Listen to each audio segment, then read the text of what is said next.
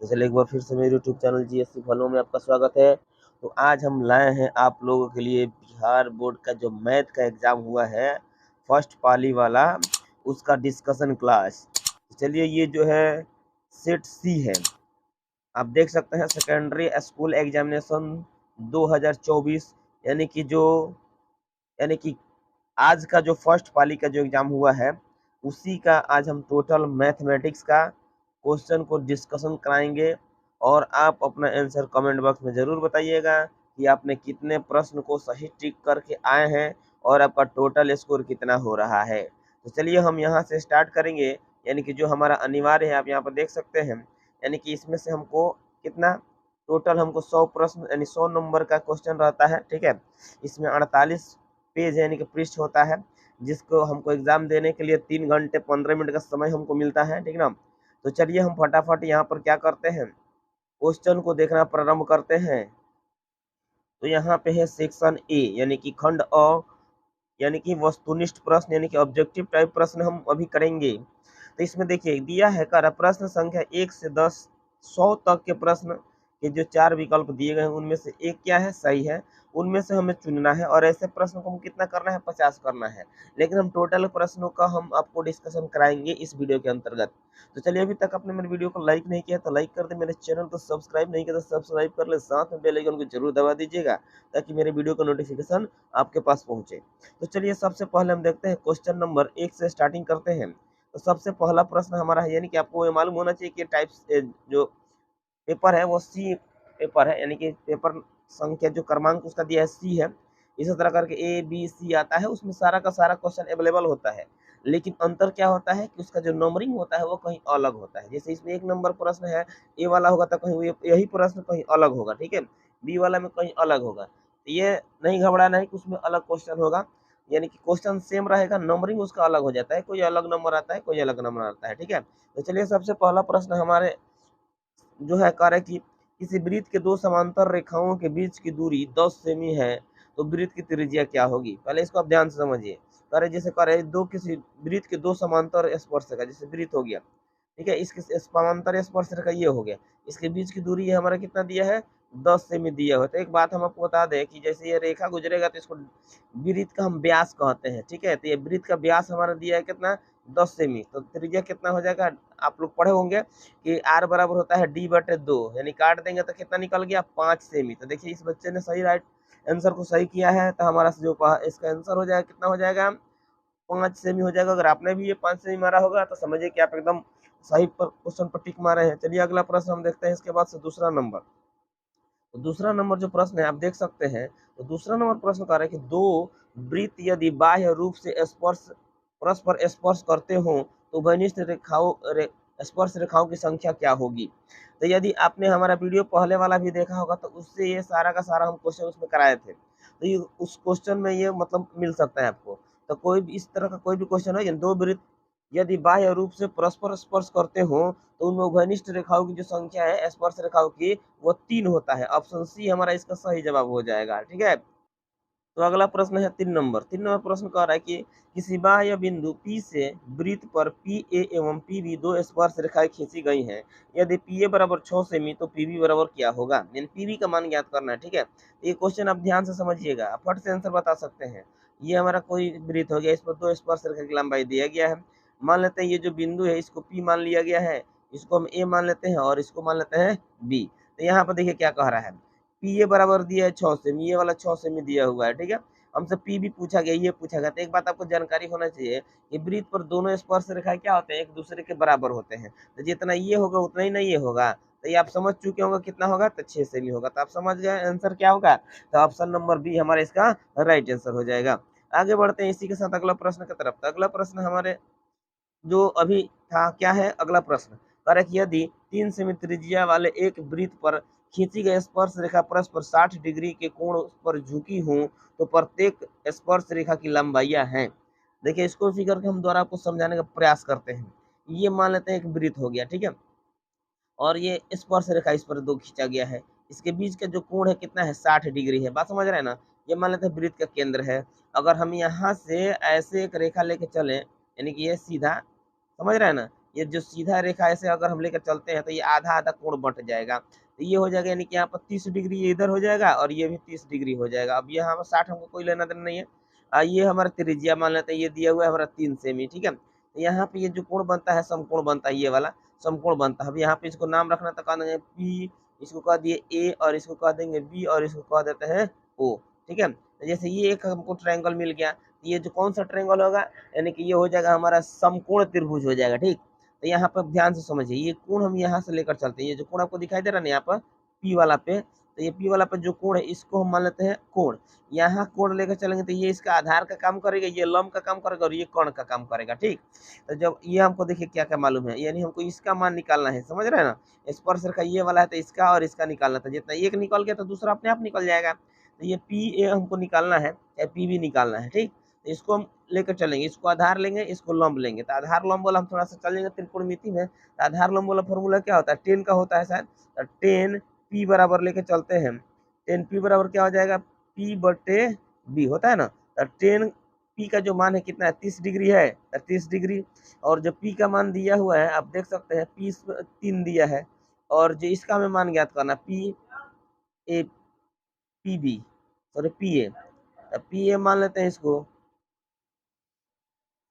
तो चलिए आगे बढ़ते हैं। इसके बाद हम यहाँ पर करेंगे 33 का मान आपको मालूम है 1/√3 होता है ना, तो √3 रखते हैं बराबर, ये हो गया 3 और ये हो जाएगा हमारा पी ए। क्रॉस मल्टीप्लिकेशन करेंगे तो पी ए का जो वैल्यू आएगा वो हो जाएगा कितना, 3√3।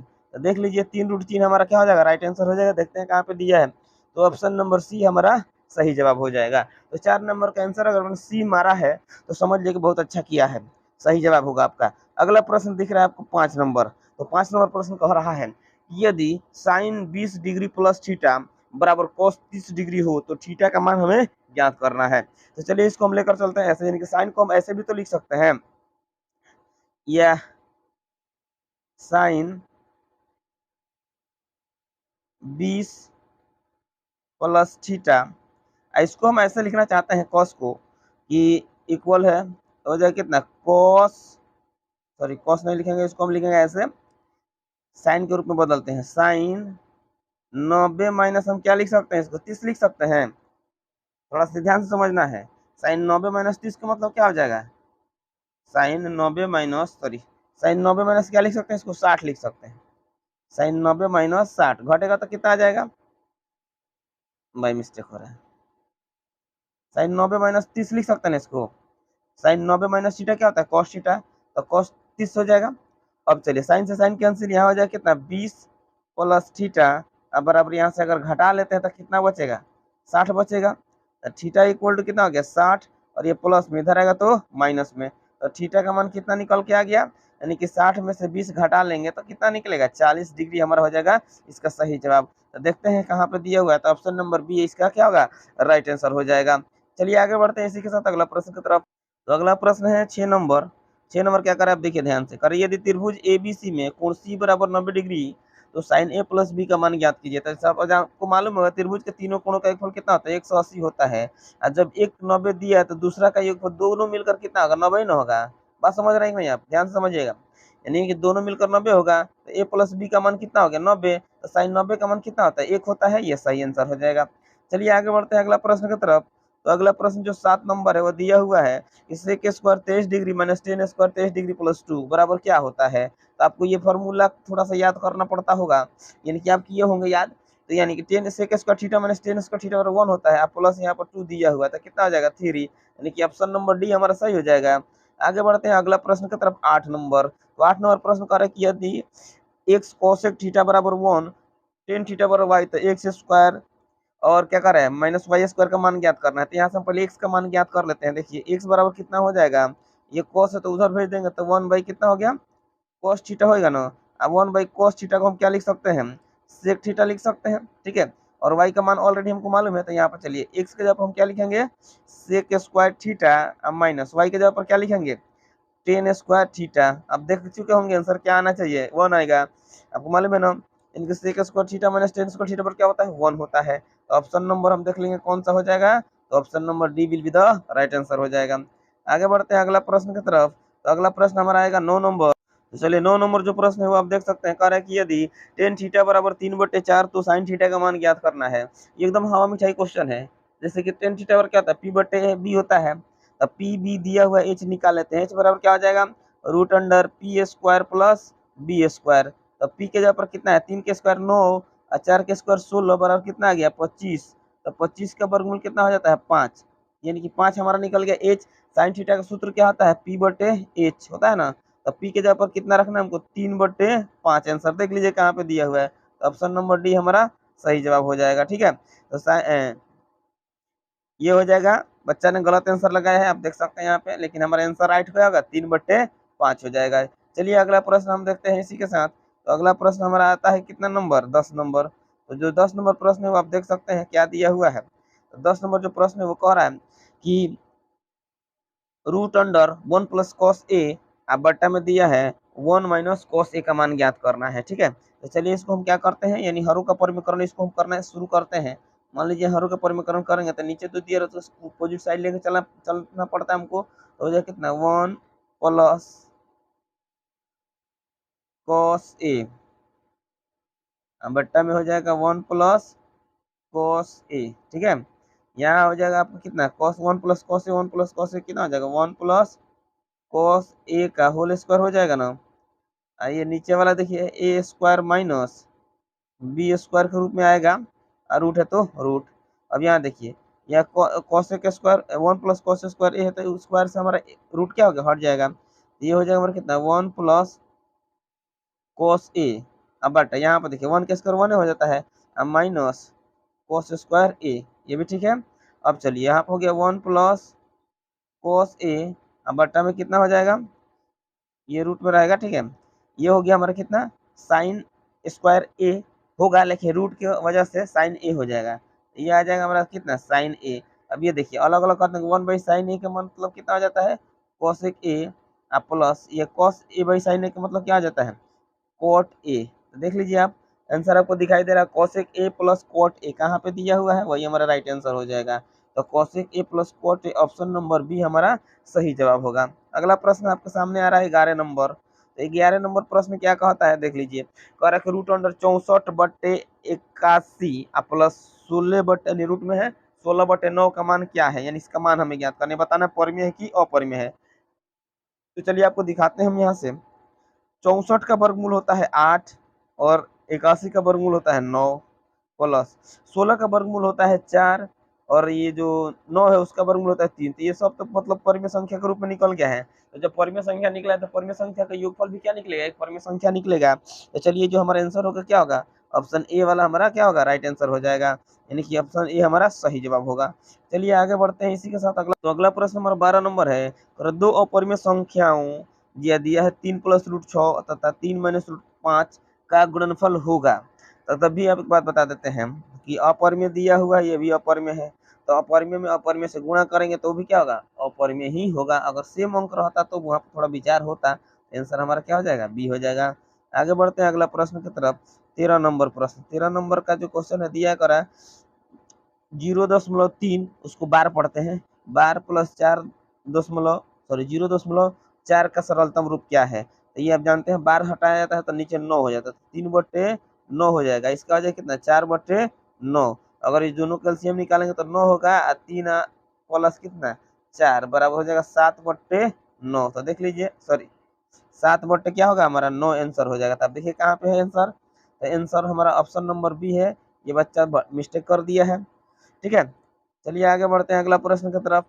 13 नंबर हमारा कंप्लीट हुआ। अब आते हैं 14 नंबर प्रश्न पे। तो 14 नंबर जो प्रश्न है वो दिया हुआ 156, यदि 156 बराबर 2 के पावर x गुने 3 के पावर y गुने 13 के पावर z हो तो x plus Y plus Z का मान हमें बताना है। तो चलिए 156 को हम क्या लिख सकते हैं, 2 दूनी के 4 और 4 तिहाई 12, अब 12 में फिर 13 से गुणा करेंगे तो कितना हो जाएगा 156। ध्यान से आप चेक कर भी सकते हैं। बराबर यहाँ पर जो है उसको ऐसे रखा जाए, 2 के पावर x गुने 3 के पावर y गुने 13 के पावर z है। तो देखिए 2 को हम क्या लिख सकते हैं, 2 के पावर 2 और 3 के पावर 1, 13 के पावर 1 बराबर हो जाएगा कितना, 2x गुने 3y गुने 13 के पावर जेड। यहाँ देखिए एक्स के जगह पर कितना है 2 है, हमको X plus Y plus Z का मान निकालना है, तो एक्स प्लस वाई की जगह पर 1 और जेड की जगह पर 1 बड़ा कितना आ गया 4 आंसर हो जाएगा हमारा। तो चलिए ऑप्शन नंबर क्या होगा ए, ये हमारा राइट आंसर होगा। चलिए आगे बढ़ते हैं 15 नंबर क्वेश्चन पे। तो 15 नंबर क्वेश्चन कह रहा है कि रूट 10 गुने रूट 15 क्या है। तो आप ये जानते हैं कि रूट है, टोपी पहना हुआ है, तो ये अपरिमेय होगा, आपको जाहिर सी बात मालूम है। तो अपरिमेय में अपरिमेय से गुणा करते हैं तो क्या मिलता है हमको, अपरिमेय ही मिलता है। तो ऑप्शन बी हमारा राइट आंसर हो जाएगा। ठीक है, अगर वही सेम सेम अंक होता, अगर सेम सेम अंक अपरिमेय रहता उसको गुणा करते तो क्या निकलता है, परिमेय निकलता है। चलिए आगे बढ़ते हैं 16 नंबर प्रश्न पे। तो 16 नंबर जो प्रश्न है वो कह रहा है कि p बटे 2 के पावर n इंटू 5 के पावर m के रूप में इतना को हम कैसे लिख सकते हैं, दिया है 0.105 को कैसे लिखा जा सकता है। तो चलिए इसको लिखने का प्रयास करते हैं। तो इसको हम लिख सकते हैं कितना, यहाँ पर दशमलव के बाद कितना अंक आपको दिखाई दे रहा है 3, तो इसको 3 लिख देंगे, दशमलव क्या हो जाएगा कैंसिल हो जाएगा। अब चलिए इसको 5 से काट लिया जाए, तो 21 बच्चे हो जाता है। यहाँ पे 5 दूनी के, ठीक है, 5 दूनी के 5 दूनी के 10 हो जाएगा। ठीक है, अब 2 जीरो के 2 जीरो उतार देते हैं, तो हो जाएगा कितना 21 बटे 200। अब देखिए 100 में 21 है, तो अभी तो कुछ हम नहीं कर सकते, हम 200 को तोड़ना पड़ेगा। तो 200 को हम तोड़ेंगे तो 2 दूनी के 4 दूनी के 8, 8 दूनी के कितना हो गया 8 पचे 40, 5 गुने 5 ही होएगा। तो 2 दूनी के 4 और 4 पचे 20 और 20 दहिया 200। ठीक है, अब यहाँ पर देख लीजिए 2 के पावर कितना है 3, तो 2 के पावर 3 देख लीजिए, गुने 5 के पावर कितना है 2, हो जाएगा 21। यानी कि ऑप्शन सी हमारा क्या होगा राइट आंसर हो जाएगा। चलिए आगे बढ़ते हैं क्वेश्चन नंबर 17 पर। तो 17 नंबर क्वेश्चन क्या कहता है आप देख सकते हैं, करे यदि दो संख्याओं का मौसा 25 और लौसा कितना है 50 है, तो संख्याओं का गुणनफल क्या होगा। तो आपको मालूम है कि मौसा गुने लौसा बराबर क्या होता है, संख्याओं का गुणनफल होता है। मौसा गुने लौसा बराबर क्या होता है, संख्याओं का गुणनफल होता है। तो अगर इन दोनों को हम गुणा कर देंगे तो दोनों संख्याओं का गुणनफल भी निकल ही जाएगा। तो 25 गुने 50, तो 25 को से 125 बराबर 0, कितना हो जाएगा 1250 हमारा सही जवाब होगा। देखिए कहाँ पे दिया हुआ है, तो ऑप्शन नंबर ए हमारा क्या हो जाएगा राइट आंसर हो जाएगा। चलिए आगे बढ़ते हैं इसी के साथ अगला प्रश्न की तरफ। अगला प्रश्न है 18 नंबर, कर यदि भाग एल्गोरिथम ए बराबर बी क्यू प्लस आर में बी बराबर दिया है 61, क्यू बराबर दिया है 27, तो आर बराबर 32 है, तो ए का मान ज्ञात करना है। बस बहुत ही सिंपल है, आपको फॉर्मूला याद होना चाहिए। ए बराबर क्या होता है बी क्यू प्लस आर। ठीक है, तो चलिए ए के जगह पर कितना रखना है हमको 61, सॉरी बी के जगह पर 61 रखना है, गुने क्यू के जगह पर कितना 27 प्लस कितना हो जाएगा 32। समझ रहे हैं ना। तो चलिए यहाँ पर देखा जाए, अब इसको गुणा करना पड़ेगा। तो गुणा करेंगे तो हमारा आ जाएगा कितना, इन दोनों को गुणा करेंगे एक साथ में 27 से, तो आ जाएगा हमारा कितना 1647। ठीक, अब प्लस कर देना है 32, दोनों को जोड़ दिया जाए तो 7 2 9 4 3 7 और 16 के 16, तो हो जाएगा हमारा कितना 1679। ठीक है, देख लेते हैं कहाँ पर दिया, तो ऑप्शन नंबर ए हमारा क्या होगा सही हो जाएगा, नहीं कि ये वाला राइट हमारा आंसर होगा। चलिए आगे बढ़ते हैं, अगला प्रश्न है। तो जो अगला प्रश्न दिया है 19 नंबर, कह रहा है कि यदि क्यू एक धनात्मक पूर्णांक है तो निम्नलिखित में कौन सा धनात्मक विषम पूर्णांक होगा। तो विषम के लिए हम जानते हैं 1 3 5 आएगा ना। किसी भी संख्या में अगर मान लेते हैं कोई सम है, तो अगर उसमें विषम संख्या जोड़ेंगे तो हमको विषम प्राप्त होगा। बात समझ में आ रहा है कि नहीं। जैसे मान लिया 2 लिया जाए, उसमें विषम जोड़ देंगे तो 3 क्या है विषम मिला ना। यहाँ पर हम देख सकते हैं एक जोड़ा हुआ तो विषम है, तो ऑप्शन हमारा क्या हो जाएगा ए हमारा सही जवाब हो जाएगा। आगे बढ़ते हैं 20 नंबर क्वेश्चन। 20 नंबर क्वेश्चन करके दो लगातार विषम संख्याओं का मौसा क्या होता है। दो लगातार विषम संख्याओं का मौसा 1 होता है, आप ध्यान में रखें। जैसे कि मान लो 2 3 ले लिया और 5 ले दिया, इसका मौसा निकालेंगे तो कितना आएगा 1 आएगा। मान लेते हैं 3 ले लिए और 1 ले लिए, दोनों का मौसा निकालेंगे तो कितना आएगा 1 आएगा। ठीक है, तो कोई भी अगर दो लगातार विषम संख्याओं का मौसा हो पूछा जाए तो एक आंसर होगा हमारा। ठीक है, चलिए आगे बढ़ते। अगला प्रश्न 21 नंबर है, कर प्रथम 10 विषम संख्याओं का माध्य क्या होगा। विषम संख्याओं को कितना 10 माध्य निकालना है। तो चलिए 1 3 5 7 9 11 13 15 कितना हुआ 1 2 3 4 5 6 7 8 9 हुआ है ना। 15 के बाद ले लेंगे कितना 17, 1 2 3 4 5 6 7 8 9, अब एक और छूट रहा है, अब क्या आ जाएगा 19। अब बट्टा में कितना रखना है 10। अब क्या करना है कि सबको जोड़ना है, सबको जोड़ेंगे तो चलिए जोड़ा जाए। तो 3 1 4, 4 5 9, 9 7 कितना होता है 16, 16 9 हो जाएगा कितना 25, 25 11 हो जाएगा आपका 46, 25 11 सॉरी 36, 36 13 हो जाएगा कितना 49, 49 में 15 जोड़ेंगे 64, 64 में 17 जोड़ेंगे तो हो जाएगा आपका कितना 64 17 81, 81 में 19 जोड़ेंगे तो हो जाएगा कितना आपका 100। अब बट्टा में है 100, काट दिया जाए तो आंसर कितना हो जाएगा 10 आ जाएगा। तो चलिए आपका जो राइट आंसर हो जाएगा ऑप्शन नंबर बी हमारा राइट हो जाएगा। आगे बढ़ते हैं इसी के साथ अगला प्रश्न की तरफ। तो 22 नंबर प्रश्न आपके स्क्रीन पे दिख रहा होगा। तो सबसे पहले देख लेते हैं 15 6 16 8 22 21 9 18 25 की माध्यिका ज्ञात करना है। ठीक है, तो इस तरह कोई भी अगर माध्यिका ज्ञात करने वाला प्रश्न हो, ये सारा का सारा हम अपने वीडियो में करा चुके हैं। यदि आप लोग वो वीडियो देखे होंगे तो आपको ये बहुत एडवांटेज हुआ होगा। ठीक ना, तो चलिए 22 नंबर क्वेश्चन में हम सबसे पहले इसको क्या करते हैं, आरोही क्रम या अवरोही क्रम में सजा लेते हैं। आरोही क्रम से जाता है, सबसे छोटा आप देख लीजिए इसमें क्या है 6 है, उसके बाद क्या आता है 8 आ रहा है, उसके बाद क्या आएगा आपका 9 आ जाएगा, उसके बाद आप देख सकते हैं 9 के बाद इस 9 से बड़ा क्या है इसमें 15 है, 15 के बाद आ जाएगा आपका 16, 16 के बाद आपका आ जाएगा कितना 18, और 18 के बाद आ जाएगा आपका कितना देख सकते हैं 18, 15 हो गया 6 हो गया 16 हो गया 8 हो गया और 18 हो गया 9 हो गया। अब उसके बाद आ जाएगा कितना 21, उसके बाद हो जाएगा आपका कितना 22 और उसके बाद हो गया आपका 25। तो सबसे पहले इसको काउंट कर लीजिए 1 2 3 4 5 6 7 8 9, कितना आया है 9। तो जब विषम है माध्यिका का मतलब आपको बताए हैं बीच वाला होता है। तो देखिए इसमें बीच वाला कौन आ रहा है 1 2 3 4 5, यानी कि इसके बीच क्या होगा 5 ना होगा। इधर भी देखिए 1 2 3 4 5, तो कौन आ गया 16। तो आपका ऑप्शन ए हमारा हो जाएगा सही जवाब। चलिए आगे बढ़ते हैं, अगला क्वेश्चन जो है 23 नंबर। 23 नंबर का बहुलक हमको बताना है इसका। तो इसमें जो सबसे अधिक बार आया होगा वही क्या होगा बहुलक होगा। तो अब देख सकते हैं या जाए 6 1 बार 2 बार 3 बार 4 बार आया है, इसके अलावा तो कोई आया नहीं है। तो आंसर हमारा क्या हो जाएगा 6 हो जाएगा। ठीक है, चलिए देखते हैं 24 नंबर प्रश्न। कर एक बराबरता बंटन के माध्यिका एवं बहुलक क्रमशः 48.64 एवं 46.52 है, तो इसका माध्य होगा, यानी माध्य निकालना है। तो माध्य बराबर की फॉर्मूला मालूम होना चाहिए, तीनों को मिलाकर एक फॉर्मूला होता है।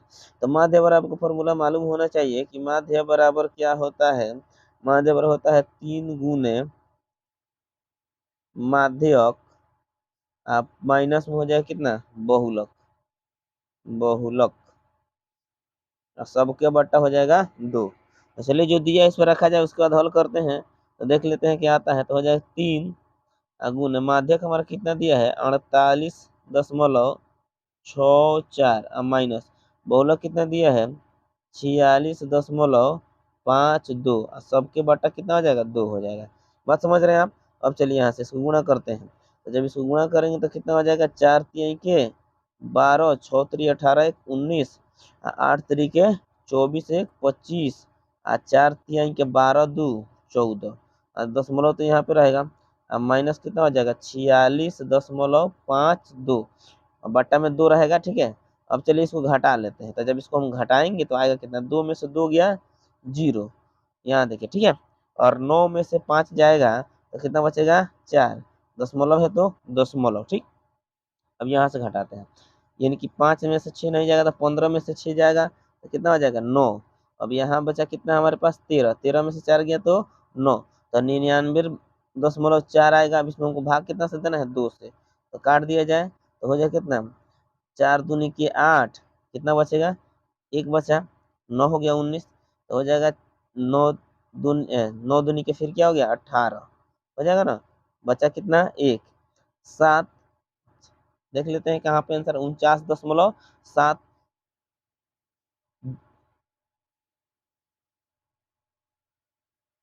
कहाँ पे दिया है, तो ऑप्शन नंबर ए हमारा सही जवाब हो जाएगा। ठीक है, चलिए आगे बढ़ते हैं अगला प्रश्न की तरफ। तो अगला प्रश्न है 25 नंबर। तो 25 नंबर जो क्वेश्चन का, यदि 5 पर एक छोड़ो x x plus 2 x plus 4 x plus 6 एवं एक्स प्लस 8 का माध्य 11 हो तो एक्स का मान ज्ञात करना है। सबको जोड़ लेते हैं तो हो जाए कितना है, यहाँ पर देखिए जोड़ते हैं। ठीक ना, उसके बाद बराबर में माध्य 11 हम रख लेते हैं। तो चलिए यहीं पे मान लीजिए माध्य बराबर ऐसे कर देते हैं, माध्य बराबर ये हुआ, सबको जोड़ा जाएगा। ठीक, अब बट्टा में कितना रखा जाएगा 5, क्योंकि 5 है, अब माध्य का जब हम रखते हैं 11, अब सबको जोड़ देते हैं, एक्स एक्स है मतलब प्लस के साइन है बीच में, 2x 3x 4x 5x, आपका हो जाए कितना 5x प्लस, अब यहाँ से अंक जोड़िए, 2 4 कितना हो गया 6 6 12 12 8 कितना हो जाता है 20, यानी कि 20 हो गया, बट्टा में कितना हो गया 5, हो जाए कितना 5x प्लस 20 बराबर 11 पचे 55, तीसरा तीसरी गुणा कर रहे हैं, तो 5x बराबर हो जाएगा 55 माइनस 20, तो हो जाएगा कितना 5x बराबर घटेगा तो कितना बचेगा 35, यहाँ से काट दें तो कितना हो गया 7, तो x का मान कितना आ जाएगा 7 आ जाएगा। ठीक है, तो चलिए देखते हैं x का मान 7 कहाँ पे दिया हुआ है, तो x का जो मान है 7, यानी कि ऑप्शन नंबर सी हमारा सही जवाब हो जाएगा। ठीक है, 27 नंबर प्रश्न, तो 27 नंबर का प्रश्न कह रहा है कि यदि पीई बराबर 0.4 तो पीई डैश का मान क्या होगा। ठीक है, तो चलिए यहाँ हम जानते हैं कि पी प्लस पी डैश बराबर क्या होता है 1 होता है, ये फॉर्मूला है, इसका मान 1 के बराबर होता है। तो चलिए ये दिया है, हमको इसका मान ज्ञात करना है, अगर ये दिया हो तो इसका भी ज्ञात करना है, तो ये कहीं काम करना है 1 में से माइनस कर लेना है। ठीक है, तो अगर 1 में से हम कितना माइनस करेंगे 0.4, तो कितना बचेगा, यहाँ पर डेसिमल 0 दशमलव देके 0 बैठा सकते हैं, घटा लेते हैं, 10 में से 4 गया तो 6 बचेगा, यहाँ पर 9 हो गया। ठीक है, घटेगा तो कितना बचेगा 0.6, तो देख लीजिए कहाँ पे दिया हुआ है, तो आपका जो बी वाला होगा वो क्या हो जाएगा राइट आंसर हो जाएगा। ठीक, चलिए आगे बढ़ते हैं इसी के साथ अगला प्रश्न की तरफ, 28 नंबर, तो 28 नंबर प्रश्न कर कि दो पासों को फेंक की संभव परिणामों की संख्या क्या होती है। तो जब दो पासा फेंकेंगे तो एक पासा फेंकते हैं तो 6, दो पासा फेंकेंगे तो पावर 2 कर लेते हैं, तो 36 आंसर हो जाएगा। ठीक है, चलिए आगे बढ़ते हैं, अगला प्रश्न है, तो अगला प्रश्न कर रहा है 29 नंबर, निम्नलिखित में से कौन सी किसी घटना की प्रायिकता नहीं हो सकती है। तो जानते हैं कि प्रायिकता क्या होता है, 0 और 1 के बीच में होता है, 0 के बराबर हो सकता है, 1 के बराबर हो सकता है ना, तो इसके बीच में जितना भी सारा संख्या होगा वो प्रायिकता हो सकता है, लेकिन 1 से ज्यादा नहीं हो सकता है और 0 से कम नहीं हो सकता है। ठीक है, तो हमारा ये तो 1 से कम है, ये क्या है 1 से ज्यादा है, तो ये प्रायिकता नहीं होगा। अब कहीं लग रहा है आपको ये 75% है, तो 75 अब बट्टा में क्या करना पड़ेगा 100 करना पड़ेगा, तब ना परसेंटेज हटता है। ठीक है, तो ये भी प्रायिकता हो जाएगा, यहाँ पर देख सकते हैं इसको भी भाग देंगे तो 0 कुछ कुछ आएगा, ये भी प्रायिकता हो जाएगा। ठीक है, तो प्रायिकता हो कौन नहीं सकता है, तो 1.5 हमारा क्या होगा राइट आंसर हो जाएगा। ठीक है, 30 नंबर प्रश्न करें, एक पासे को एक फेंक में विषम संख्या नहीं आने की प्रायिकता क्या होगी। जब एक पासा फेंकेंगे तो 6 आएगा। ठीक है, 1 2 3 4 5 6 ये ना आ सकता है, तो एन से हमारा टोटल कितना हो गया 6 हो गया। ठीक है, अब कह रहा है इसमें से कि विषम संख्या नहीं आने का, विषम कितना पर नहीं आएगा 1 2 3, ये छांट दिया जाए तो बचा कितना 1 2 3, तो एन कितना हो गया 3, तो पी बराबर क्या होता है एनी बटे एन एस, यानी कि 3/6 काट दिया जाए 2, 1/2 हमारा क्या होगा सही जवाब हो जाएगा। तो देख लीजिए ऑप्शन बी हमारा क्या होगा राइट आंसर होगा, जो भी बच्चे बी मारे होंगे उनका आंसर सही होगा।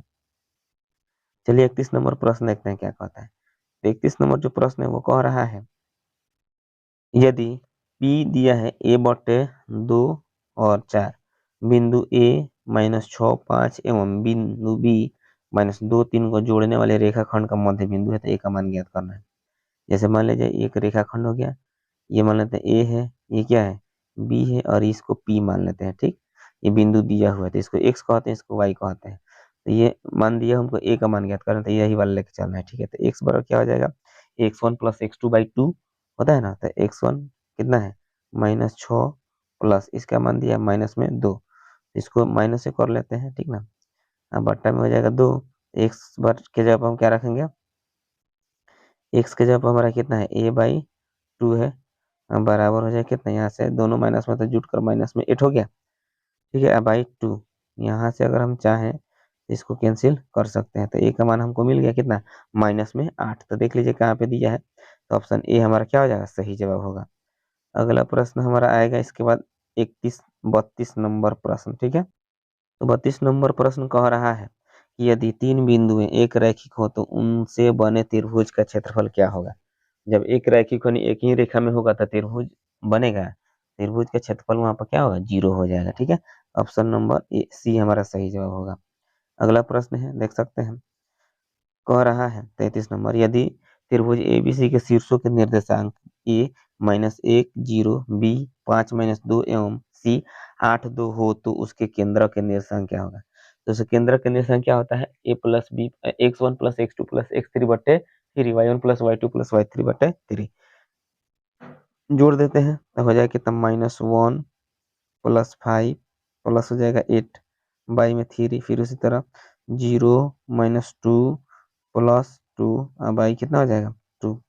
ठीक है, यहाँ देखिए 8 5 13 13 में से ये घटेगा तो कितना बचेगा 12 और बट्टा में 3 ये तो हो गया 0 यहाँ बचेगा 0/2 इससे काट लेते हैं 4।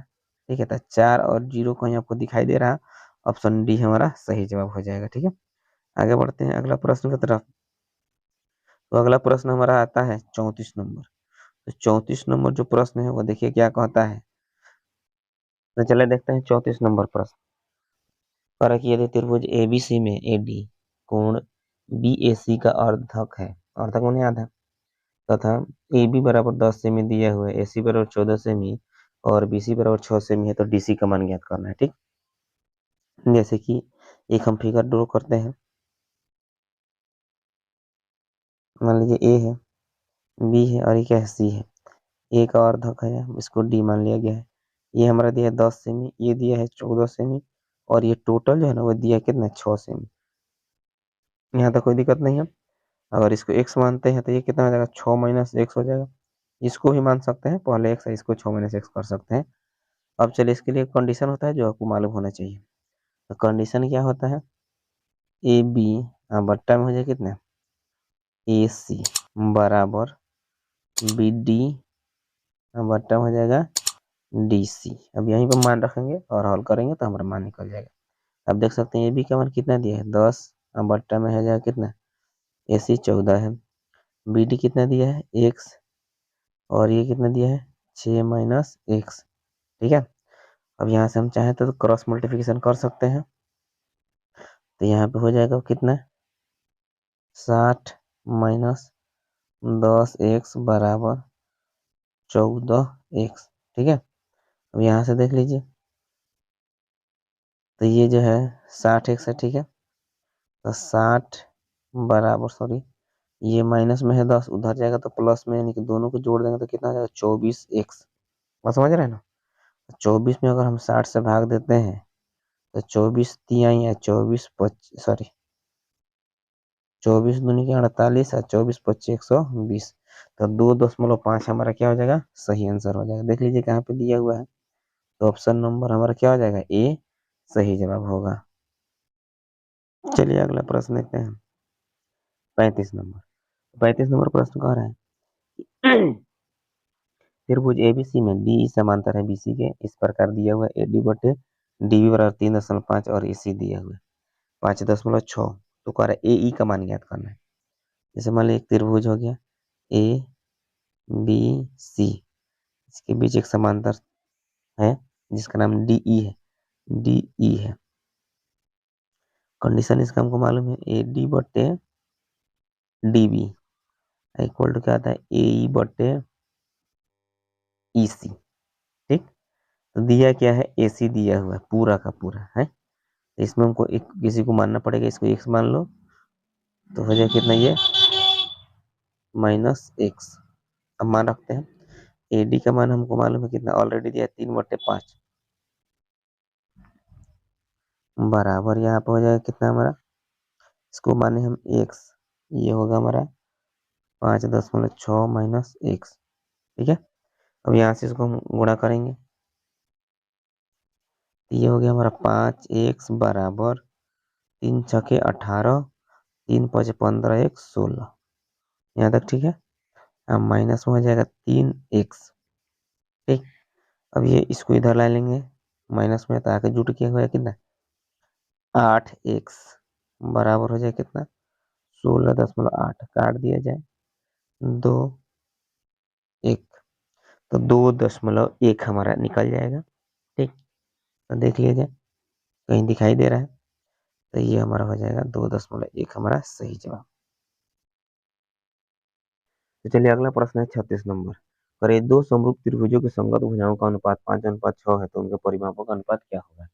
ठीक है, भुजा दिया है परिमाप का अनुपात पूछ रहा है, तो भुजा दिया है परिमाप पूछेगा तो उतना ही का उतना ही हमारा आंसर हो जाएगा। तो ऑप्शन नंबर बी हमारा सही जवाब होगा।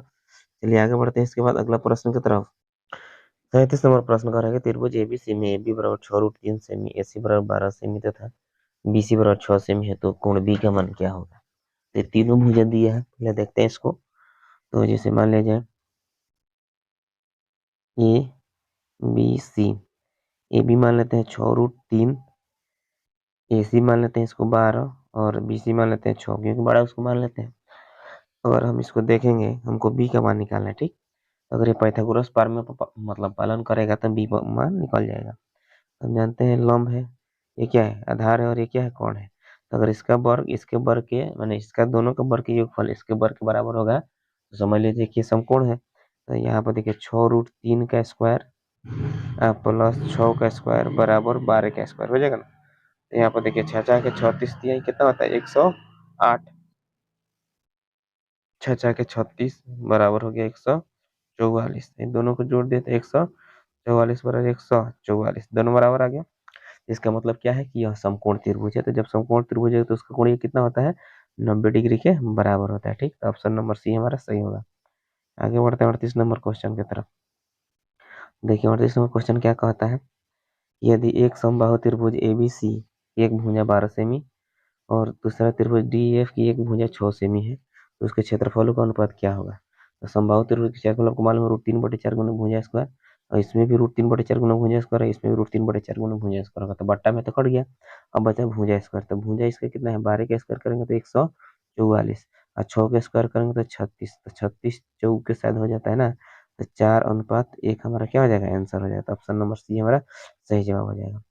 आगे बढ़ते हैं अगला प्रश्न की तरफ। तो अगला प्रश्न आपके सामने दिख रहा होगा 39 नंबर। कह रहा है कि त्रिभुज ABC एवं त्रिभुज PQ समरूप है, जिसमें AD एक से BC पर लंब है और PT जिस अगला भुजा दिया है तथा PT शीर्ष P से QR पर लंब है। तो AD बराबर 9 सेमी और PT बराबर 7 सेमी। तो त्रिभुज ABC और क्षेत्रफल का अनुपात क्या होगा। देखिए दिया है कितना, 9 और 7, तो 9 81 और 7 7 49। ऑप्शन नंबर डी हमारा सही जवाब हो जाएगा, ठीक है। अगला प्रश्न नंबर 40 नंबर। और एक समबाहु त्रिभुज की एक भुजा 12 सेमी होती है, इसकी ऊंचाई ज्ञात करनी। जैसे ये मान लीजिए एक समबाहु त्रिभुज हो गया, ठीक। ये भी 12 है, ये भी 12 है और ये भी 12 है, इसका ऊंचाई हमें निकालना है। तो एक काम करते हैं, समबाहु त्रिभुज के क्षेत्रफल निकाल लेते हैं। तो समबाहु त्रिभुज के क्षेत्रफल क्या होता है, √3/4 गुना भुजा स्क्वायर मतलब 12 का स्क्वायर, ठीक। तो हो जाए कितने, ये 12 का स्क्वायर है तो हो जाएगा √3/4 गुने 144, इससे काट लेते हैं 36। तो कितना आ जाएगा, 36√3 आ जाएगा क्या, क्षेत्रफल। तो जब इसका क्षेत्रफल निकल गया 36√3 तो इसका एक और फॉर्मूला लगा, 1/2 गुने आधार गुने ऊंचाई, ठीक। अब बराबर कितना, 36√3 रख लेते हैं, ठीक। 1/2, इसका आधार कितना था 12, तो यहाँ 12 रखेंगे ना, और ऊंचाई निकालना है तो यह कितना है 36√3 है तो 3 हो जाएगा, ठीक। तो इसे काट लेते हैं, 6 हो जाएगा, 50 के 36, तो इसे निकाल गया 6√3। देख लीजिए कहाँ पे दिया है, तो ऑप्शन नंबर बी हमारा क्या हो जाएगा, सही जवाब हो जाएगा, ठीक। 40 नंबर कंप्लीट हो गया। अब चलते हैं आगे बढ़ते हैं 41 नंबर। 41 नंबर क्वेश्चन क्या करके, निम्नलिखित में कौन बहुपद नहीं है। तो बहुपद नहीं पहचानना है। तो सब हम बता चुके हैं कि बहुपद कौन नहीं हो सकता है, जिसका पावर माइनस में हो या जिसका घात क्या हो, बट्टा में हो, तो वो बहुपद नहीं हो सकता है, ठीक है। तो चलिए आप हम देख लेते हैं।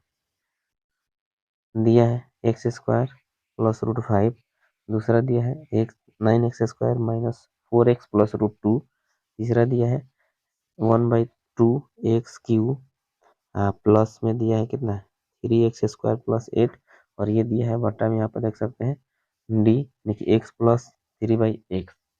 अगर इसको हम लिखेंगे इसका तो हो जाए कितना, x प्लस 3x के पावर -1 आएगा ना। यानी पावर क्या आ गया, माइनस में आ गया, तो इसका मतलब क्या है, ये बहुपद हमारा नहीं होगा। तो ऑप्शन डी हमारा सही जवाब हो जाएगा। 42 नंबर क्वेश्चन देखिए, अगर बहुपद x के power 5 plus x² plus 3x, और उसके बाद ये इंटू में x के power 6 plus x² plus x power 5 plus x² plus 1 का घात क्या होगा। घात बताना है। तो देखिए सबसे बड़ा घात का होना 6 5 11, आंसर हो गया हमारा सी, ठीक है। आगे बढ़ते हैं 43 नंबर। तो 43 नंबर प्रश्न कर रहा है कि x² में से 11 के शून्यक है, इसका हमें शून्य ज्ञात करना है। तो ठीक है, तो बराबर में क्या रखेंगे 0, तो स्क्वायर हटेगा यानी कि x² बराबर कितना आ जाएगा, माइनस में दिया है तो इधर आएगा तो प्लस में 11 हो गया, ठीक। तो x बराबर कितना आ जाएगा √11 यानी प्लस माइनस √11। देख लीजिए प्लस माइनस √11 कौन है, यानी ऑप्शन नंबर सी हमारा सही जवाब हो जाएगा, ठीक। आगे बढ़ते हैं 44 नंबर प्रश्न। तो 44 नंबर प्रश्न क्या कह रहा है कि -2 एवं -3 द्विघात बहुपद x square plus a plus 1 into x plus b के शून्य हो तो ए और बी का हमें मान इसमें ज्ञात करना है। ठीक है, तो चलिए देखते हैं। यहाँ पे सबसे पहले हम एक्स रखेंगे इसके जगह पर, उसके बाद फिर क्या रखेंगे 3 रखेंगे, तो जो समीकरण है उसको सॉल्व किया जाएगा तो आंसर निकल जाएगा। ठीक है, चलिए यहाँ पर हम करते क्या, पहले 2 रख के चलते हैं। 2 के स्क्वायर कितना हो गया 4, यहाँ देख लेते हैं प्लस ए प्लस 1 है, यहाँ पर 2 हो जाएगा। ठीक है, डायरेक्ट गुणा कर लेना है, हो जाएगा कितना -2 ए, फिर यहाँ हो जाएगा कितना -2 प्लस में हो जाएगा कितना बी बराबर 0, शून्य क्या तो बराबर में 0 रहेगा। अब चलते हैं, यहाँ पे हो जाएगा कितना -2 ए प्लस में बी, दोनों को घटेगा, यहाँ पे प्लस में या माइनस प्लस में 2 होगा, इधर आएगा तो माइनस में 2, एक निकला। दूसरा फिर अब 3 रख के चलेंगे, तो 3 का स्क्वायर करेंगे तो कितना हो जाएगा 9।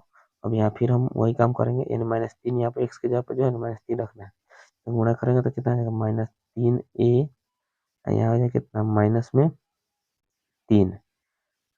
यहाँ प्लस बी के जगह पे हो जाएगा बी बराबर 0। ठीक है, ये हो जाएगा कितना -3 ए प्लस हो जाएगा बी, यहाँ से घटाएंगे ये प्लस में, तो घटेगा तो 9 में से 3 घटाएंगे तो प्लस में 6 बचेगा, उधर जाएगा तो माइनस में कितना हो जाएगा, माइनस में हो जाएगा आपका कितना 6। ठीक है, माइनस में 6 होगा।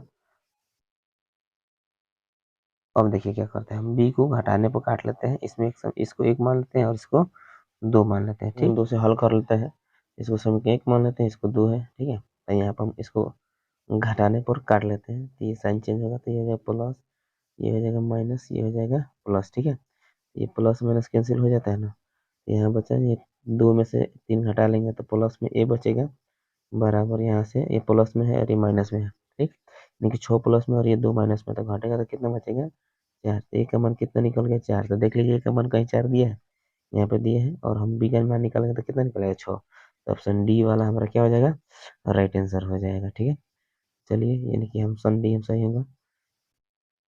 और क्वेश्चन करा कि यदि बहुपद x square minus 9x plus a के शून्यकों का गुणनफल 8 है तो ए का मान ज्ञात करना है। तो शून्यकों का योगफल क्या होता है अल्फा इंटू बीटा, यानी कि सी बाई ए होता है ना।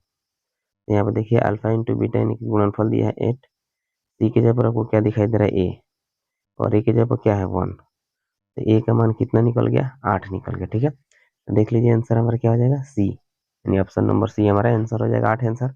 चलिए आगे बढ़ते हैं अगला प्रश्न की तरफ।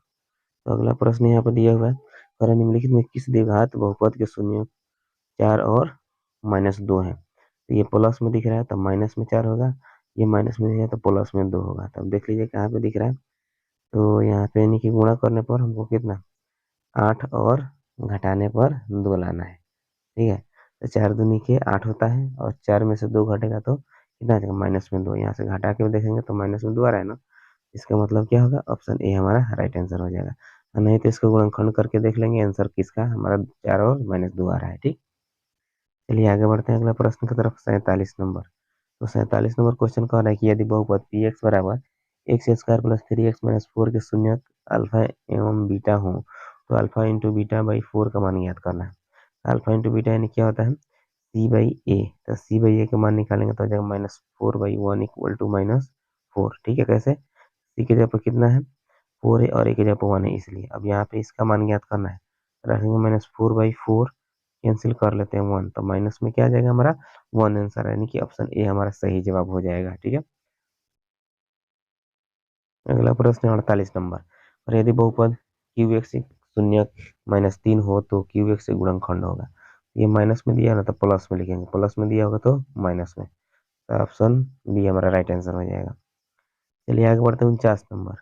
49 नंबर कर यदि f x equal to x के power 4 minus 2x q minus x plus 2 को g x equal to x square minus 3x plus 2 से भाग दिया जाता है तो भागफल का घात कितना होगा। तो जितना पहला होगा उसमें से घाटा लेना है, तो एक्स की पावर 4 है, यहाँ पर एक्स स्क्वायर है, तो 4 में से 2 माइनस करेंगे तो कितना आ जाएगा 2, हमारा आंसर क्या हो जाएगा 2 हो जाएगा, ऑप्शन बी हमारा सही जवाब होगा। आगे बढ़ते हैं अगला प्रश्न की तरफ। तो आपका अगला प्रश्न आएगा, चलिए अगला प्रश्न है 50 number, square minus 3x 3 into x plus 1 minus 5 का शून्य का अल्फा और बीटा हो तो alpha plus 1 into beta plus 1 का मान क्या होगा। पहले इसको सॉल्व कर लेते हैं, एक्स स्क्वायर माइनस गुणा करेंगे तो 3x हो जाएगा, माइनस में 3 और माइनस में 5, तो हो जाएगा कितना, एक्स स्क्वायर माइनस 3x, ये दोनों माइनस में जुड़कर -8 हो गया। इसको भी सॉल्व करना पड़ेगा, ठीक। तो यहाँ पे सॉल्व करेंगे तो हो जाएगा कितना, अल्फा इंटू बीटा, अल्फा में बीटा से गुणा कर दी, प्लस अल्फा में 1 से करेंगे तो अल्फा, प्लस 1 में बीटा से करेंगे तो प्लस में बीटा, अब 1 में 1 से करते हैं तो कितना आ जाएगा 1। अब ये मान हमको रखना होगा, ये A B C, alpha plus beta का मान निकालेंगे -b/a, तो माइनस यहाँ भी है, वहाँ -3/1 बराबर 3 हो जाएगा। अल्फा इंटू बीटा का मान निकालेंगे तो कितना आ जाएगा, -8/1, तो -8 ही होगा। यहाँ पर रखेंगे -8 प्लस, इसी के जगह अल्फा इंटू बीटा कितना 3, प्लस में 1 हो जाएगा, -8 प्लस 4 बराबर कितना हो गया, माइनस में 4 आंसर, ठीक है। तो देख लीजिए कहाँ पे दिया हुआ है, तो ऑप्शन नंबर सी हमारा सही जवाब हो जाएगा। आगे बढ़ते हैं 51 नंबर क्वेश्चन। अरे कि यदि पी एक्स में एक्स के पावर 4 माइनस 5x एवं Q x 2 minus x square है, पी एक्स बट्टे क्यू एक्स का घात क्या होगा। फिर वही बात, पावर में से हम पावर माइनस कर लेते हैं तो दो आंसर हमारा सही हो जाएगा। अगला प्रश्न है 52 नंबर, पूछ रहा है कि 52 नंबर निम्नलिखित में कौन द्विघात समीकरण है। तो द्विघात समीकरण के मतलब आपको मालूम होगा क्या होता है, a x square plus b x plus c बराबर 0, यानी कि जिसका घात 2 होता है उसको द्विघात कहते हैं। तो चलिए देखते हैं, ये यहाँ पे थोड़ा सा दिक्कत हो रहा है क्योंकि पावर क्या है, रूट में है, मतलब पावर बॉटम हो जाएगा, रूट में है तो उस तो होगा नहीं। यहाँ पर देखते हैं एक्स स्क्वायर, ये एक्स स्क्वायर, फिर इधर आएगा तो एक्स के पावर 3 हो जाएगा, तो ये भी नहीं होगा। यहाँ एक्स के पावर 4 हो जाएगा तो ये भी नहीं होगा। मारिए जाइए डी के साथ, आंसर हमारा हो जाएगा डी। कौन सा द्विघात समीकरण है, डी होगा। एक बार सॉल्व करके देख लेते हैं, 2x स्क्वायर -5x, यहाँ हो जाएगा, ठीक है, एकदम कन्फर्म है। इसको a माइनस बी को तोड़ देंगे तो डी वाला हमारा सही आंसर हो जाएगा।